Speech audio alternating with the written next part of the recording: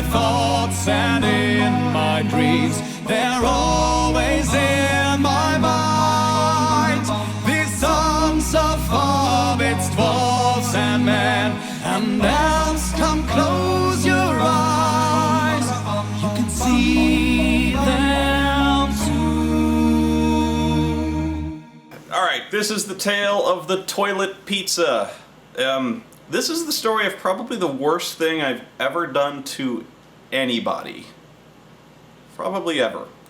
And I'm not too proud of this story, actually, but it is really funny in its own weird way. Okay, so when I say I worked at a game store, I worked in as much as I helped check people out occasionally on the rare occasion they had to make a purchase. Mainly what I did was I shilled cards to kids. I was basically a pusher, and I helped play and officiate like tournaments. So like when there was a Magic tournament, I would keep score. Or if there was a Pokemon tournament, I would play the Pokemans. So, you know, most of my job involved playing a basic Pokemon starter deck and essentially taking dives for all the little kids who were curious about playing the Pokemon and wanted to play. So if I let them win, they would buy more cards. At least that's what I tell people. No, I had a really shitty deck, so I was kind of meant to lose. But one of my few responsibilities while I was working there was mucking out the stall, as I put it. I had to clean the bathroom. So I don't know what it is about gamers, because honestly, almost all the gamers I've ever met are really very clean, fastidious, in some cases very anal retentive about keeping a neat home, keeping personally clean. You know, I know it's kind of a story where, like, and I've experienced this myself at a lot of conventions where people are kind of smelly, sweaty, and I really do wish people would, you know, apply extra deodorant or shower occasionally. But you know, almost all the role players and kind of Magic players I've experienced kept a pretty clean shop. You know, they didn't really make a mess at the store. They're nice people. They're very neat. But that bathroom, the shit that went on in that bathroom. My God, I have seen horrors beyond your imagining in that fucking bathroom. I don't know what it is about some people when they go to a public restroom that they lose all sense of human decency or God, but I have cleaned shit spray off the walls. I've cleaned diarrhea off the ceiling. I don't even know how the fuck you get it up there. I've cleaned shit monkeys out of the urinal. That's fun, by the way. I cleaned out a chocolate dragon from the fucking urinal. You think that was a South Park episode that never happens? No, that shit happens. Some guy spread his fucking cheeks and laid out a mud monkey in that fucking urinal, and I had to fucking clean it up. Fucking savages. I've had a guy take a shit in the sink. It's like someone took a fucking diarrhea hose and just sprayed it around. I've had piss stains on the ceiling. We actually had to replace the drop ceiling because someone fucking pissed into the ceiling. I remember there was like a month where the urinal was out of order, and so Mike put a garbage bag over the urinal with a sign on it that said "out of order." Apparently, someone took this to mean a challenge, or didn't believe that, like, what's he hiding in there? And so they actually tore the garbage bag off and used the urinal anyway, causing a flood of piss. What else did I clean up out of there? God damn. Standing pools of shit in the floor. Had to buy a replacement mop. Yeah, that was not a fun job. It was enough. It was enough. But anyway, so what would happen was, God damn, that brought back such horrible memories for me. But what would happen was there was the front of the store, and then there was the back of the store, the storeroom, and we would play Dungeons and Dragons in the back of the storeroom. And this was just about when 3rd edition was in full swing, so everyone was back there, and I was playing a guy named Smilin' Jack. You probably saw him in my Talk Like a Pirate Day videos, but Smiling Jack was a real character. And so his deal was that he was... I actually did not want to play a bard ever again, because I had my original bard was kind of like my big essay on the bard class. He was my AD&D character. I'd kind of played out the bard. But honestly, the guys requested that I play a bard because there was 5 of them, and they're like, the 3rd edition bard is big on buffs. We could use you. And I'm like, okay. I'll play a bard, but only if I play kind of a non-traditional bard. And so I started thinking, like, well, what could he do? What could be a bardish type class where he's like a leader, but he's not really a singer? And so I'm like, well, he could be a pirate captain, and maybe he could like have like a rowing song. He had a rowing song. That was his big chant. So when he did his bard song, he kind of did like a war song. He would kind of sing out and sing a pirate shanty or something like that. And so he was a captain of a ship. He'd be like, row faster, sing the rowing song. So Smiling Jack was a bard fighter, and he was going for the Dread Pirate class, prestige class, mainly because it sounded scary. So I was going for Dread Pirate, and so I was essentially playing Captain Jack Sparrow, but it was okay. They liked him, and I was playing a much more noble Captain Jack Sparrow, if such a thing can be believed. But he was essentially the guy who would talk his way out of anything. He had an absurdly high bluff skill, so he would just kind of bluster his way past people. And he was really good at gambling and stuff like that, so he was a pirate. So my pirate had just been held in the grip of a hold person spell, so he was going nowhere for a while, and so I was like, I'm gonna go take a shit. So the bathroom is right next to it's right next to the storeroom. So I go there and I take my shit. This is an essential part of the story, by the way, so shut up. So I'm taking my shit, and my foot bumps against something, and I'm like, what the fuck? Because I cleaned this bathroom, I know it intimately, or at least I thought I cleaned it I thought I cleaned it a lot, but, so my foot bumps against something. I'm like, what the fuck is that? So I look under there, and wedged behind the toilet is a pizza box. So I'm like, what's a pizza box doing under there? And so at this point in the story, this is the point in the horror movie where like everyone's going, don't pull the pizza box out, don't. And so I pull the pizza box out, and it's heavy, and I'm like, oh shit, what the fuck is this? And so this is the point in the horror movie where everyone's like, don't open the pizza box, you're not gonna like what you find. I open the pizza box, and I open it up, and there's a pizza in there. There's a whole pizza. And I close the box, and I'm like, what the fuck? So I look there's a sticker that they put on every pizza. This is from Peter Piper Pizza, by the way, that really shitty fucking pizza. I cannot tell you, I conveyed before how bad this pizza was. I feel like I didn't do a good enough job conveying to you how bad this fucking pizza was. This pizza, it was solid grease. We would have paper plates. We actually had styrofoam plates, but the grease on the fucking pizza would dissolve the styrofoam. And we ate it anyway.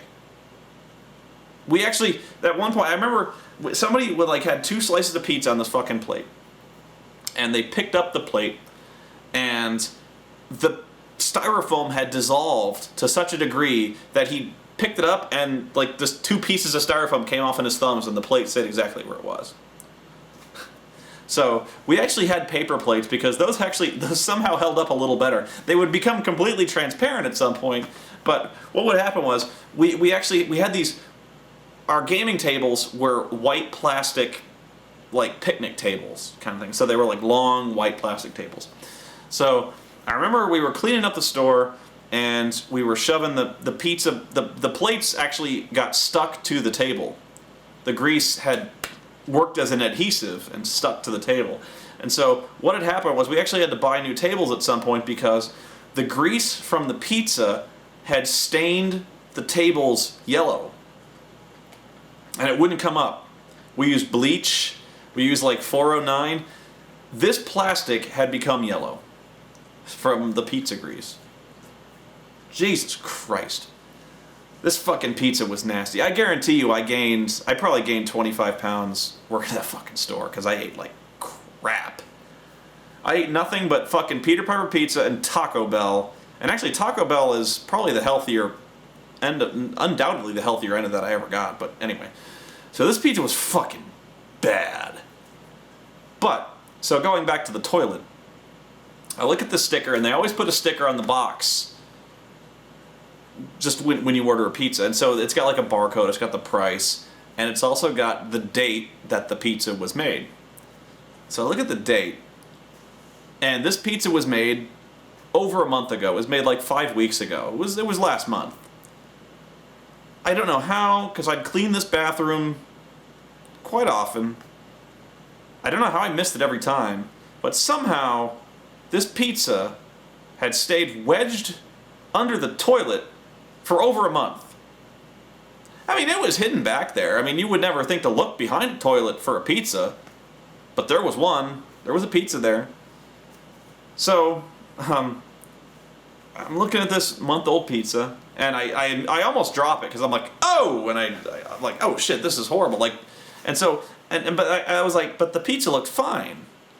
It did. So I actually opened the box again, and I hold it away from me because I'm expecting like maybe I just didn't smell it, like but I don't want to smell it. So like, because I'm almost certain this thing is fucking rancid. So like, I open the box again. I'm like, I open the box again, and the pizza is, it looks like a pizza. It doesn't look like, you know, you open this thing up, and if I said like, imagine you left a pizza on a counter for a month, what would you think it looked like? And you'd be like, well, I'd imagine it would look horrible. I'd imagine it would look like green and black, covered with like fucking mold. Like the cheese would reek. Like it would be, you know, it'd be month-old fucking cheese. It would be covered in mold. It would stink. The meat would be like desiccated. There'd be fucking maggots. Like you could actually see like maggots or some kind of like bugs. You know, you could see bugs crawling in there, like smelling it and anything, like, you know, so like piles of mold, green, like the meat had turned black, like the olives maybe had like shriveled up or something like that, or bugs, or like I keep bringing back, I was really afraid of bugs. That's why I was like, oh shit, bugs. So I open this thing up and it looks fine.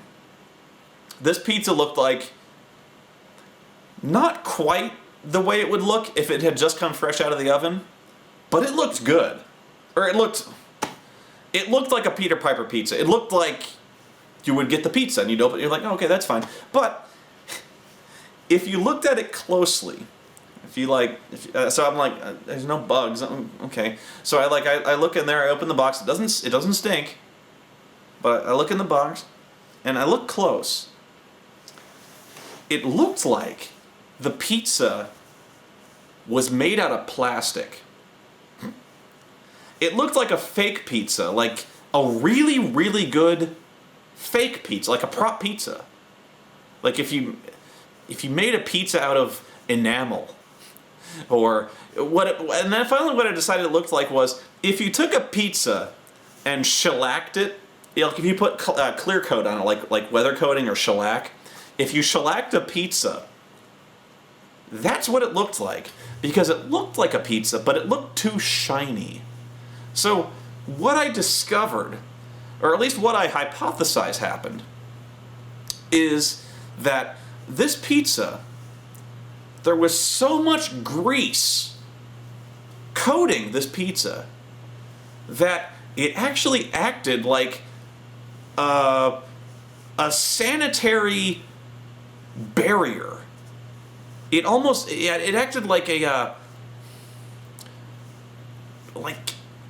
like a plastic coating over the pizza that kept desiccants and air away from the pizza. It actually had eventually hardened into a protective shell around this pizza and kept it in perfect stasis. So this pizza was pristine, except for like the hardened layer of transparent, slightly tinged with yellow grease that had now crusted around this pizza and preserving it for all time. If I'd have come back 3,000 years in the future and opened this box, there would have been a perfectly preserved pizza. And archaeologists would have puzzled at this. Like, how could this be so perfectly preserved after 3 millennia? Like, there must be some secret to this, because it looked like I could eat it right now. And then I'm sitting on the shitter, holding a pizza, a month-old pizza. And then I wonder, like, who left a pizza here? Why would you leave a pizza here? So I start running through scenarios in my head. I'm like, under what circumstances, A, would you take a pizza into the bathroom? And A1, logically one must conclude that they took the pizza into the bathroom and on the toilet. 2, what happened that caused this person to not take the pizza out of the bathroom? One would assume that, having acquired a pizza, one would wish to consume the pizza. Okay? So, having taken the pizza into the toilet, why then would you... I could see not wanting to eat the pizza in the bathroom, but I could also not see wanting to take a pizza into the bathroom. So, like, why then would you... What circumstance prompted you to go, I need to put this pizza somewhere, but where? So, like, I can only assume that they wanted to hide their pizza, maybe to keep it for later. This was a problem, mind you. Like, working in the game store, this was a problem where somebody would order pizza, somebody would kind of go around the table saying, like, I'm ordering a pizza, does anybody want in? Meaning, does anybody want to chip in $5 for their share of a pizza? We actually kind of policed that rather strictly. You know, we kind of did, like, very quick and dirty math on this, so, like, you know, we'd split the pizza, everyone would kind of chip in $5-6, and then that would give you 2-3 slices of pizza. If you went over that, we would kind of be like, hey, let other people have, you know, everyone else paid for the pizza. Look, you had enough. So, like, we all kind of police this and be like, you know, everyone kind of gets their share of the pizza. So, but it was a problem where people who had not paid for the pizza would take the pizza. So, I actually started thinking, like, what if somebody bought a pizza? Like, and this would happen where, like, we'd be sitting around playing a board game, and we'd be playing long board games. And so, like, I imagine, like, we're playing Settlers or 1830. We used to play this game called 1830, which is a really long but very good train stock manipulation game. But we'd play all sorts of games. And so I can imagine there's, like, 6 of us sitting around a table. One guy orders a pizza. He pays for the whole pizza. And he's looking around, and he's like, I gotta use the bathroom. But if I get up, they'll take my pizza. And I'm like, I don't know how long I was on the toilet thinking of this scenario, but actually it was kind of a epiphany moment where I started, like, if I had ordered a pizza, why would I take it in the bathroom? And I'd be like, well, so nobody else would get my pizza. So I'm like, okay, well, I can see that sitting around a table, and I'm like, well, these guys will fucking steal a pizza I paid for, so I'm gonna take it with me. So I'm like, okay, so maybe this person was like, fuck these guys, they're not taking my pizza, take it in the bathroom. And then they're like, well, I don't... Stash it under the toilet? I would put it on the sink and then bring it out with me. So, like, I don't know, I really don't know why someone would stash it under the toilet. Especially considering that it was angled at one side and everything would slide off. And I don't know how this pizza maintained its structural integrity, but it did. But I'm like, I would never store a pizza that way. So then I start thinking, like, what if it was personal? Like, what if this was somebody else's pizza and the person gets up and wants to have a piece and they're like, no, you fuck off. You can't have my pizza. You didn't pay for it. And then they took revenge by somehow stealing the pizza and then hiding it where this person would never find it. Maybe? I kind of did, like, I was kind of doing like a mentalist type thing. I was kind of doing like a Sherlock Holmes. type thing. And I still have not found a plausible scenario for how this pizza got under the toilet and stayed there for a month, but it had. So like I said, this pizza looked perfect. It looked good enough to eat. And that's when I started having the evil thoughts. It does look good enough to eat, doesn't it? So, I'm thinking. And I get this little devil's over here, and I'm like, yeah, that'd be really funny. So I take the pizza out of the bathroom. Nobody questions this. Although nobody's really looking at me come out of the bathroom. So I take the pizza. I take the toilet pizza. And I open it up, and I put it on the table, on an empty table. I put it over there. So I open it up, I put it on the table, and I go back to the game. And so, eventually,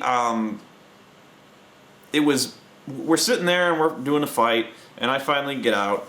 And so during the course of the game, Big Mike gets up and he sees the pizza. And he goes, "Whose pizza is this?" And I'm sitting there going, and the guy, he goes, "Whose pizza is this?" And nobody's going, "I don't know." And so he looks at the pizza and he goes, "Well, does anyone care if I have a piece?"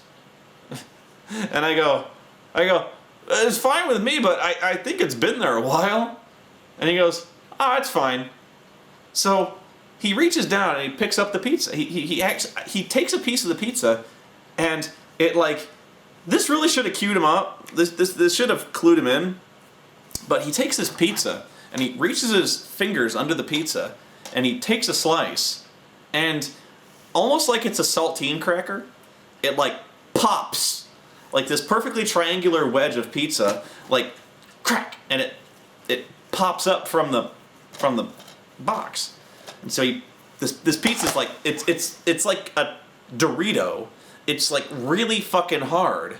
It's like I said, it's almost like it's plastic, you know. So this fucking pizza, it just pops out under his grip. But he's not looking, because he's really enthralled with the game. Because when we're really deep into the game, we're shouting commands, we're giving advice, and he's reaching for his dice, and Ken calls over, and Ken's like, "Okay, Mike, it's your turn. What do you want to do?" And he's like, "Oh, I'm gonna run over there and flank that guy." And he picks up the pizza and he's like, "I'm gonna do it. Hang on a second." He puts on the plate and he's rolling his dice. He goes, "18, I hit." And so he runs over to his chair. He puts the pizza down and he's rolling over there. And he rolls his dice. He's like, "Yes, I hit." And so he rolls his damage, and then the turn passes, and he picks up this pizza, picks it up, and he puts it in his mouth, and he sinks his teeth into this thing,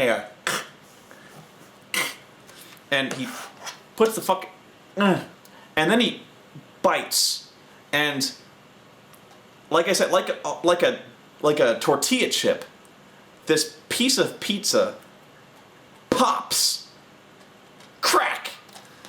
It cracks off in his mouth like it was a saltine cracker. He's like, and he knows immediately something's wrong, but he's already kind of started shuffling this piece of this just out of habit. He takes a bite and he uses his tongue to kind of flick it to the back of his mouth so he can start chewing it. So he's like, crack. And he knows something is wrong, because what I'm looking at, and I'm like, and so what happened is, what I noticed most of all was when he took the bite out of the pizza and it popped off, this little mote of dust, puffed up from the part where it cracked off, almost in that scene in Raiders of the Lost Ark where they reach in the Ark of the Covenant and dust, and they're like, ah! And so this thing dust spills out of the fucking, not a whole lot, but this audible little spill of dust falls out of the broken pizza. And so he didn't sit there chewing it, but he sunk his teeth into it, shifted it to the back of his mouth, and it was like a faucet.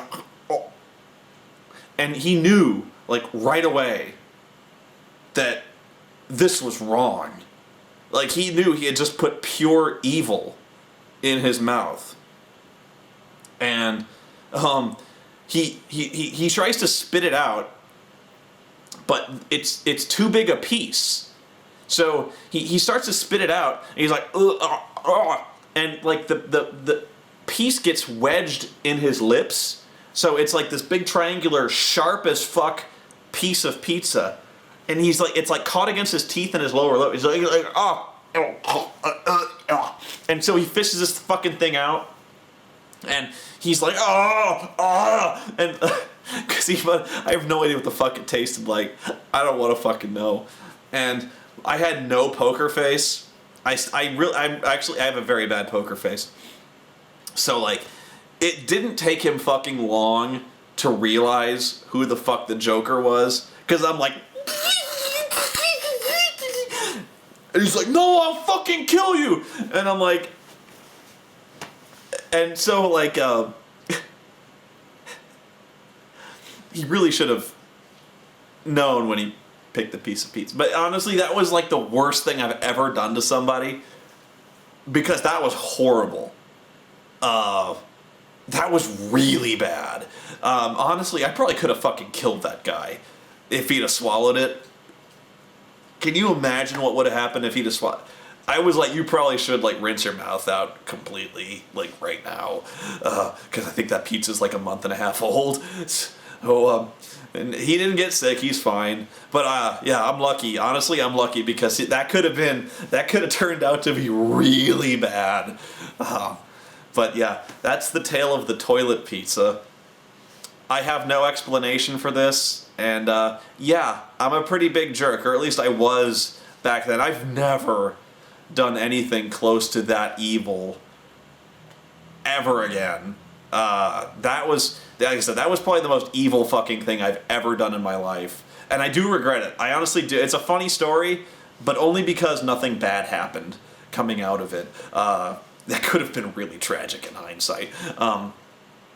Yeah, I've never done anything like that of that sort ever again. But yeah, I do regret it, so I do apologize if you're watching. I apologize for making you eat the month and a half old pizza. I didn't make you do it, but you know, it's still pretty funny.